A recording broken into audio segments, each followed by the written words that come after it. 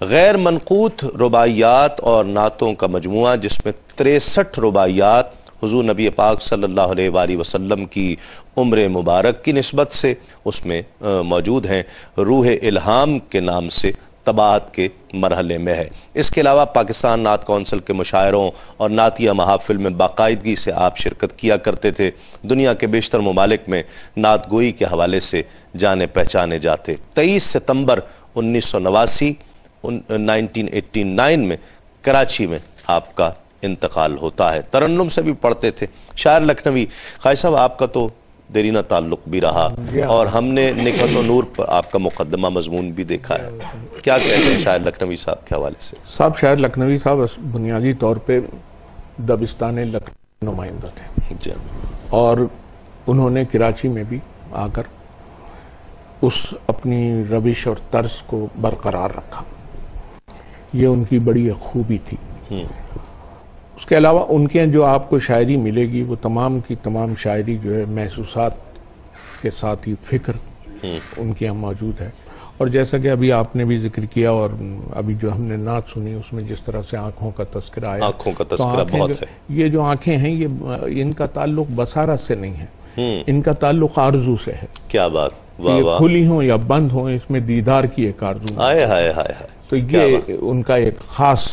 انداز تھا۔ اور جتنے تلازمے اس میں آپ کو ملیں گے ان کی نعتوں میں، یہ تمام تلازمے کسی نہ کسی صورت میں ذات رسول اللہ صلی اللہ علیہ وسلم کی ذات گرامی سے جا کر جڑ جاتے ہیں یہ سارے کے سارے۔ تو ایسی صورت میں ہم ان کی شاعری کو تو اہم ہے ہی، زخم ہنر ان کو جس زمانے میں شائع ہوئی تو اتفاق سے میں بھی اس کی تقریب میں بھی موجود تھا زخم ہنر کی، لیکن وہ شاعری جو ہے وہ بہت ہی معیاری شاعری ہے، ایسی شاعری نہیں کہ جس پر آپ کوئی عوامی لیبل چسپاں کر دیں۔ ٹھیک ہے، وہ ایک خالصتاً ادبی نقطہ نگاہ سے ان کی شاعری کو ہمیں دیکھنا پڑے گا جب بھی دیکھیں ہم۔ صحیح۔ رضوان بھائی، آپ کا بھی بڑا تعلق رہا مشاعروں میں، کئی جگہ پر ملاقات ہوئی، کئی جگہ مدعو بھی کیا آپ نے، کس طرح سے دیکھ رہے ہیں ایک تو ان کی شخصیت کو؟ پہلے شاعر لکھنوی صاحب کو جب بھی میں تصور میں لاتا ہوں تو سچ بات یہ ہے کہ میری ان سے نیاز مندانہ معاملات تھے، ہم عصری کا معاملہ نہیں تھا۔ میں طالب علم تھا تو حیدرآباد کے مشاعروں میں جو چند شعراء کرام عوام کی توجہ کا مرکز ہوتے تھے اور جنہیں لوگ ذوق و شوق سے سماعت کرتے تھے، ان میں شاعر لکھنوی کا۔ اچھا، پھر ہم ابھی ظاہر کالج میں تھے، ذہن بن رہا تھا، شاعر، ادیب، افسانہ نگار، انٹلیکچوئل، تو ان کا جو لباس تھا طور پر وہ سفید رنگ کی شیروانی، غالباً شارک اسکن کی ہوتی ہوگی، اور ایسا ہی سفید پاجامہ، نہایت نفیس، دور سے لگتے تھے کہ شاعر ہیں۔ تو طالب علمانہ انداز میں جب ہم ان کے قریب نیاز مندی کے طور پہ جاتے تھے تو ہمت نہیں پڑتی تھی ان کے سامنے بے تکلف ہونے کی۔ یہ تو آج کی نسل کو یہ سہولت میسر آ گئی ہے کہ ان 30 سالوں کے دوران بہت زیادہ، تو وہ بہت اچھے، اچھا اس وقت تک وہ غزل کے نمائندہ شعراء میں تھے، چونکہ تعلق لکھنؤ سے تھا تو جو لکھنؤ کا ایک مزاج ہے تو وہ مزاج وہ یہاں بھی ساتھ لائے۔ اور میں سمجھتا ہوں کہ کراچی میں 51 میں وہ تشریف لائے، اس سے پہلے وہ لاہور چلے گئے تھے اور ریڈیو پاکستان لاہور سے منسلک ہوئے، پھر وہ آئے تھے کراچی میں۔ آنے کے بعد بہت ہی جلد انہوں نے اپنا ایک حلقہ بنا لیا، وہ صرف مشاعروں کے شاعر نہیں تھے بلکہ پڑھے لکھے لوگ جو اس عہد کے دانشوروں میں شامل ہوتے تھے، ان میں جو جن سے لوگ کچھ اکتساب فیض کرتے تھے، وہ ان میں سے اقبال صفی پوری جیسے لوگ کے شاگرد، اقبال صفی پوری ان کے شاگرد، جن میں بعد میں انہوں نے نعت پر بڑا کام کیا۔ جی، حنیف اکبر، اور یہ بڑے، اور یہ دونوں بڑے نام ہوئے جن کے مجموعہ کلام بھی آئے۔ اب میں ان کی ذاتی زندگی پر ایک بات بتاؤں کہ یہ جو آنکھوں کا تذکرہ خواجہ رضی حیدر صاحب نے اور آپ نے اپنی ابتدائی گفتگو میں کیا، امر واقع یہ ہے کہ ان کی آنکھوں کا آپریشن ہوا تھا۔ اچھا، اس کے 7 دن کے بعد شاعروں کا ایک گروپ اظہر عباس ہاشمی صاحب کی کوششوں سے پہلی بار عمرے پر گیا، جس میں یہ شریک ہوئے، جس میں منظر ایوبی بھی تھے، شبنم رومانی بھی تھے، مینائی اختر لکھنوی بھی تھے، اسحاق مینائی بھی تھے۔ وہاں کے احوال کا مجھے اظہر عباس ہاشمی سے اور دوسروں سے میں نے معلومات کی،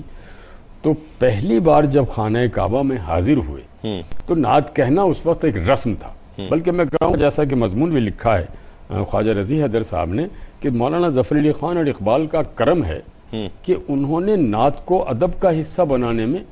بہت فعال کردار ادا کیا، ورنہ اب تک تو مرثیے کی شاعری کو ادب پر شامل ہونے نہ ہونے کی بحث چل رہی تھی تو نعت لوگ کہتے تھے، مگر نعت کو ادبی اعتبار سے یا صنف سخن میں وہ ممتاز مقام نہیں، یہ ان لوگوں کا ہے۔ جی اس کے بعد اس طبقے میں بھی اس چیز کو بنوایا۔ جی اس کے بعد شاعر لکھنوی ان لوگوں میں سے ہیں جنہوں نے نعت کو جدید رنگ میں کہنا شروع کیا، اور ان کا میں اس گفتگو کے حصے میں ان کا ایک شعر میں آپ کو سناؤں گا۔ مدینہ منورہ حاضری پر جو ان پر کیفیت ہوئی وہ بعد میں ہوگی۔ یہ جب ایک ہفتہ گزار کر خانہ کعبہ سے مدینہ منورہ گئے تو جاتے ہوئے انہوں نے خوبصورت شعر کہا کہ تمام عمر رہے اپنے آپ سے برہم، تمام عمر رہے اپنے آپ سے برہم، حرم میں آئے تو خود کو معاف ہم نے کیا۔ واہ واہ واہ واہ، اس میں فکر دیکھیے کہ انسان اپنی زندگی سے لڑتا رہتا ہے نا، ضمیر زندہ ہو جی ہاں تو وہ ایک جنگ چلتی رہتی ہے۔ جی انہوں نے کہا کہ تمام عمر رہے اپنے آپ سے۔ واہ واہ واہ، کشفی صاحب نے ان کی جو شخصیت، ان کی نفاست اور ان کے لباس پر وہ چند جملے لکھے ہیں۔ شاعر صاحب خوبصورت اور وجیح نوجوان تھے۔ کشفی صاحب لکھتے ہیں کہ شاعر صاحب خوبصورت اور وجیح نوجوان تھے، مشاعرے کے اسٹیج پر جو لوگ وقار اور تمکن سے بیٹھتے وہ ان میں شامل تھے، عام شاعروں کی کوئی خفیف الحرکتی ان میں نہ دیکھی۔ اچھی بات۔ شیروانی کے بٹن اوپر تک بند، کپڑے بہت باقاعدہ اور باضابطہ، ان میں شاعر صاحب سے دور کی ملاقات ہوتی۔ اس وقت کا تاثر یہ ہے کہ وہ مغرور تو نہ تھے مگر کم آمیز ضرور، یعنی یہ ان کی شخصیت کا جو انہوں نے کہ نفاست ان کی شخصیت میں اور ایسی بے نیازی تھی کہ لوگ مغرور بھی کبھی کبھی سمجھنے لگے یا ایسی کیفیت تھی۔ کشفی صاحب یہ واقعہ لکھ رہے ہیں ان کی جوانی کا، جب انڈیا یہ اس وقت کی بات، اس وقت۔ ایاز صاحب آپ کے والد گرامی تھے، کچھ ان کی گھر کی کیفیات کس طرح کا گھر میں ماحول تھا اور آپ کے ساتھ ان کا رویہ؟ گھر میں جس طرح کا ان کا ماحول تھا وہ بڑا ادبی ماحول تھا، اور وہ دوسرے شخص سے بھی یہی توقع کرتے تھے کہ وہ ادب و آداب کو ملحوظ رکھے۔ گھر میں جب وہ نعت کہتے تھے تو میں نے مطلب اکثر ان کو یہ دیکھا کہ وہ باوضو ہو کے ماشاءاللہ باقاعدہ وضو کر کے ٹوپی وغیرہ لگا کے پھر نعت کہتے تھے۔ یہ میں نے اپنی، اور کیونکہ میں جب وہ وضو کر رہے ہوتے ہیں آپ سمجھ جاتے ہوں گے کچھ اشعار اب نعت جو ہے وہ واہ واہ، تو جب وہ لکھ لیتے تھے تو میں پھر چپکے سے جا کے اس کو دیکھتا تھا اور پڑھتا تھا، کیونکہ مجھے شروع سے ہی شوق تھا اور دلچسپی تھی۔ اور اس کے علاوہ گھر میں بہت زیادہ خاموش طبیعت کے آدمی تھے اور تنہائی زیادہ پسند کرتے تھے، زیادہ شور شرابہ پسند نہیں تھا، وہ اپنے بس کام میں اپنی شاعری میں مگن رہنے والے آدمی۔ واہ، ایک کلام اور سماعت کرتے ہیں پھر مزید گفتگو کرتے ہیں ان کے اسلوب، اور بالخصوص جس طرح خالد صاحب نے ذکر کیا کہ وہ لکھنؤ دبستان تھا تو اس کی خصوصیات کیا ہوتی ہیں۔ اور ناظرین جو نعت ہم سننے جا رہے ہیں اب وہ ایک بہت ہی مشہور، جس طرح تذکرہ ہوا کہ آنکھوں کا تذکرہ ان کے ہاں بہت زیادہ ملتا ہے، اور ایک کلام ان کا بہت ہی مشہور ہوا اور آپ نے بھی سن رکھا ہوگا، عجب ہے کیف، عجب ہے خمار آنکھوں میں، بسا ہوا ہے نبی کا دیار آنکھوں میں، قسم خدا کی مدینہ جنہوں نے دیکھا ہے، میں ڈھونڈ لوں گا وہ آنکھیں ہزار آنکھوں میں۔ تو یہی کلام ہم قاری محمد محسن سے سماعت کرتے ہیں۔ عجب ہے کیف، عجب ہے خمار آنکھوں میں، عجب ہے کیف، عجب ہے خمار آنکھوں میں، بسا ہوا ہے نبی کا دیار آنکھوں میں، بسا ہوا ہے نبی کا دیار آنکھوں میں، جو آئی یاد مدینہ تو آنسوؤں کی طرح، کیا بات، جو آئی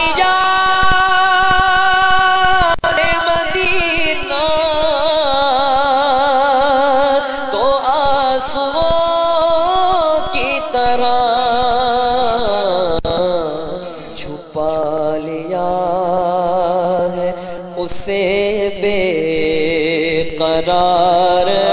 آنکھوں میں چھپا لیا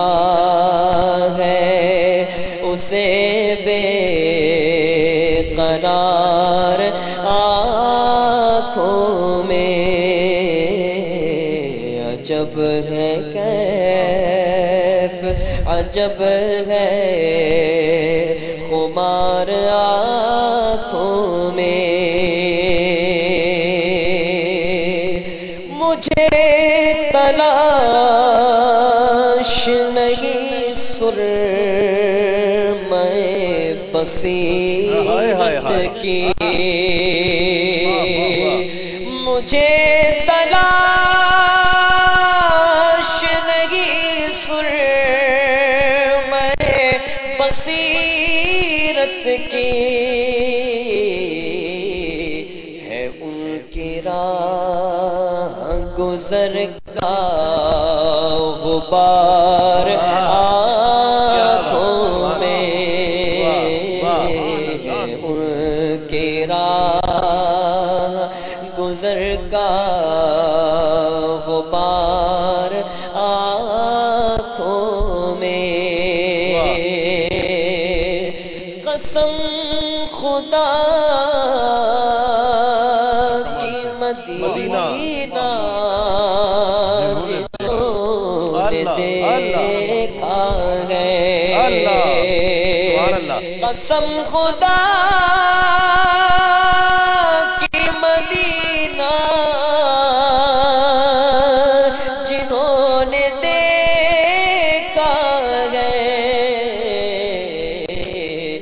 میں ڈھونڈ لوں گا وہ آنکھیں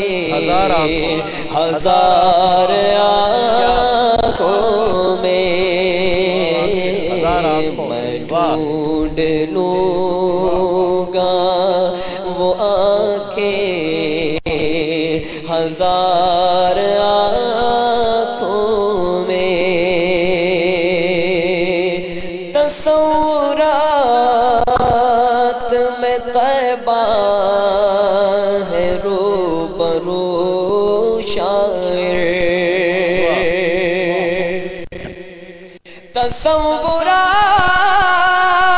تصورات میں طیبہ ہے روبرو شاعر رچی ہوئی ہے مجسم بہار آنکھوں میں رچی ہوئی ہے مجسم بہار آنکھوں میں عجب ہے کیف عجب ہے خمار آنکھوں میں بسا ہوا ہے نبی کا دیار آنکھوں میں شعر شخصیت کی عکاسی کرتا ہے، وہ آپ کے فکر کی عکاسی کر رہا ہوتا ہے، اس کے مظہر ہوتا ہے یوں سمجھ، اور پھر جب احساسات منظوم ہو رہے ہوں اور مخاطب سرکار دو عالم صلی اللہ علیہ وآلہ وسلم کی ذات ہو تو معاملہ اور نازک ہو جاتا ہے۔ لکھنوی دبستان کے اثرات شاعر لکھنوی کے ذریعے سے کیا پڑھ رہے ہیں نعت پر، اور وہ لکھنوی دبستان ہے کیا، اس کی خصوصیات کیا ہیں؟ دیکھیے لکھنوی دبستان کے بارے میں عام طور پر یہ بات کہی جاتی ہے کہ جس طرح دہلی اسکول ہے جی ہاں، تو اس کے بارے میں یہ کہا جاتا ہے یہ زبان کا اسکول ہے۔ ٹھیک ہے، لکھنؤ دبستان کے بارے میں یہ تصور کیا جاتا ہے کہ تکلف کا اسکول ہے۔ ٹھیک، اس میں آدمی اچھا جہاں تکلف ہوتا ہے وہاں فکر بڑی گہری ہوتی ہے۔ واہ واہ، ہاں یہ خیال رکھیں۔ جیسے یہ آنکھوں کا تلازمہ ہے، یہ بڑا گہرا تلازمہ ہے اور اس کو آپ متعدد حوالوں سے بیان کر سکتے ہیں۔ مجھے اتفاق سے ابھی ایک شعر یاد آ گیا لکھنوی کا، اور وہ آنکھوں کے حوالے سے اگرچہ موضوع سے متعلق نہیں ہے لیکن میں عرض کروں اس سے آپ یہ سمجھ سکتے ہیں کہ تلازمے کی اہمیت کیا ہے کہ اس کی آنکھیں کیسی ہیں کیا بتلاؤں، ٹھہریے مجھ کو سوچنے دیجئے، اس کی آنکھیں ہائے ہائے ہائے